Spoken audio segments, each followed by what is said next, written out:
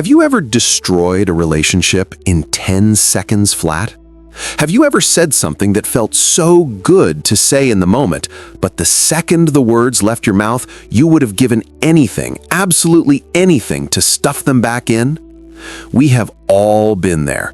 That sinking feeling in your stomach, the realization that you just handed your power away. We live in a world that tells us to be loud. We are told to speak our truth, to clap back, to have an opinion on everything. But the ancient Stoics, men like Marcus Aurelius, Seneca, and Epictetus, knew a secret that most modern people have forgotten.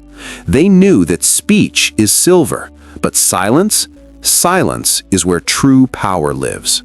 Silence isn't just the absence of noise, it is a weapon. It is a shield, and sometimes it is the only thing standing between you and total disaster. Today, on INVICTUS X, we are going to break down the 5 critical moments where you must stay silent. If you speak in these moments, you weaken your character. If you stay silent, you become indomitable. Let's begin. Moment 1, when you are agitated by anger. The first moment is the most dangerous, and it is the one that ruins the most lives. You must remain silent when your heart is racing with anger. We've all felt it. The blood rushes to your face, your hands shake. Someone has disrespected you, or a plan has gone wrong, and your instinct is to lash out. You want to hurt them with words. You want to win the argument. But listen to the words of Seneca, a man who survived the brutal courts of Rome. He said, "The greatest remedy for anger is delay." Why delay? Because anger is a temporary madness.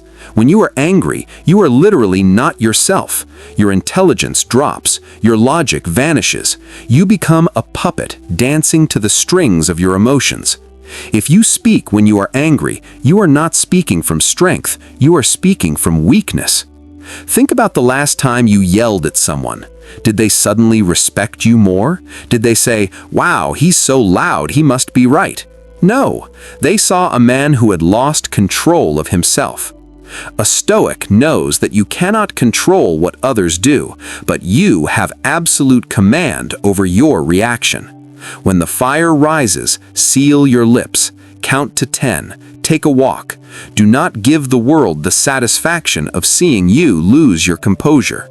Silence in the face of anger is not retreat, it is the ultimate display of superiority. Moment 2, when you don't know the whole story. The second moment requires humility. You must stay silent when you do not have all the facts. We live in the age of hot takes. Something happens on the news or a rumor spreads around your office and everyone rushes to give their opinion. We feel a pressure to pick a side immediately. But Epictetus warned us, "Nature hath given men one tongue, but 2 ears, that we may hear from others twice as much as we speak." There is nothing more foolish than a man arguing passionately about something he doesn't understand. When you speak without knowledge, you are gambling with your reputation. If you are wrong, and you likely will be, you look incompetent. You look untrustworthy. Imagine a colleague comes to you complaining about a third person. They paint a terrible picture. The temptation is to jump in, to agree, to validate them. But what if they are lying? What if they are manipulating you? If you speak now, you have walked into a trap. The indomitable mind is comfortable with the phrase, "I don't know yet." There is a quiet power in waiting. Let others rush to judgment. Let them expose their ignorance. You sit back, you observe, you gather the facts. And when you finally do speak, your words will hit like a hammer because they will be backed by truth, not just noise. Moment 3, when someone is trying to bait you. The third moment is a test of your emotional fortress. You must stay silent when someone is intentionally trying to provoke you. There are people in this world who feed on drama. We call them narcissists, toxic personalities, or energy vampires. They know exactly which buttons to push to get a reaction out of you. They will insult your work, mock your dreams, or make passive-aggressive jokes. They are fishing, and your reaction is the bait. If you argue back, if you defend yourself, if you get upset, you lose. You have given them exactly what they wanted. You have signaled that their opinion matters to you. You have handed them the remote control to your emotions. Marcus Aurelius, the emperor of Rome, dealt with schemers and liars every day. His advice? The best revenge is to be unlike him who performed the injury. When someone insults you and you look them in the eye with total, absolute silence, it terrifies them. It signals that they are beneath your notice. It signals that their words are like dust throwing itself against a mountain. The mountain doesn't scream at the dust, it just exists. Silence is the loudest way to tell someone you have no power here. Moment 4. When you want to boast about your plans. This fourth moment is subtle, but it kills success before it even begins. You must stay silent when you feel the urge to brag about your future goals. I'm going to start that business. I'm going to get in the best shape of my life. I'm going to write that book. It feels good to say it, doesn't it? You get a little hit of dopamine. Your friends say, "Wow, that's great." You feel successful without having done a single minute of work. And that is the trap. Psychological studies back this up. When you announce your plans, your brain mistakes the announcement for the achievement. You lose the hunger, you lose the drive, you dissipate the energy that you should have used to actually do the work. The Stoic does not speak of what he will do, he speaks only of what he has done. Build in the shadows, grind in the dark, let your results be the noise. There is nothing more pathetic than a man who talks a big game and delivers nothing. But there is nothing more terrifyingly impressive than a man who says nothing, disappears for 6 months, and returns with a completely new life. Be that man. Moment 5. When you are tempted to gossip. The final moment is about integrity. You must stay silent when others are gossiping. It's so easy to join in. It's a way to bond with people. Did you hear about what he did? Can you believe she said that?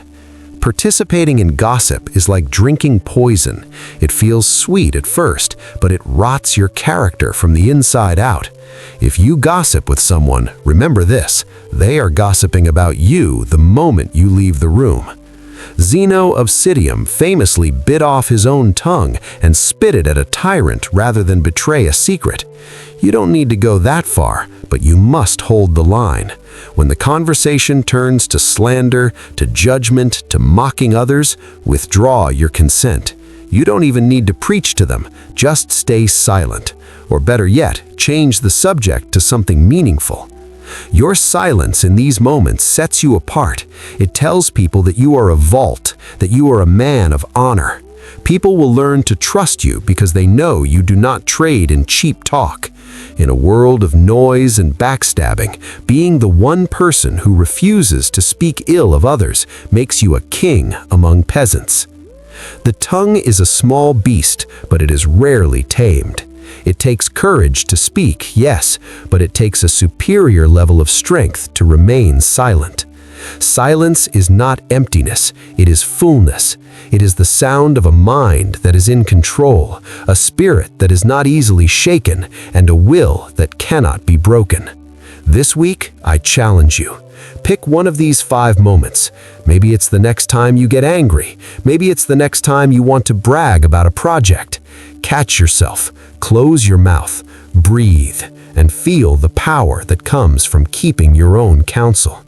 If you are ready to build an indomitable mind, if you are ready to master yourself while others are slaves to their impulses, hit that subscribe button.